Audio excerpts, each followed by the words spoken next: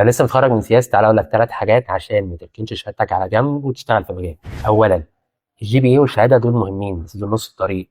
لازم عشان تكمل النص التاني انك تطبق كل سكيل وتكنولوجي اتعلمتها في الكليه. تطبقها ازاي؟ في بروجكت تنفذ فيه كل اللي اتعلمته وترفعه على جيت هاب. زي مثلا عايز تعمل اي كوميرس ويب سايت بيزك وانت متعلم رياكت. انت متعلم رياكت، هتجرب تعمل رياكت راوتر ما بين البيجز وترفع على فاير بيز، وبعد كده ترفع على جيت هاب. كده انت معاك ما يثبت ان انت اتعلمته. تاني حاجه والاهم، انك تبقى عارف ان انت اتعلمته ده مطلوب في سوق العمل ولا لا. ازاي؟ لازم تخش على لينكد ان موظف والشركات تشوفهم ايه التكنولوجيز وايه السكيلز اللي محتاجوها. تمام، في الحاله دي انت بقيت عارف المطلوب تعلمه.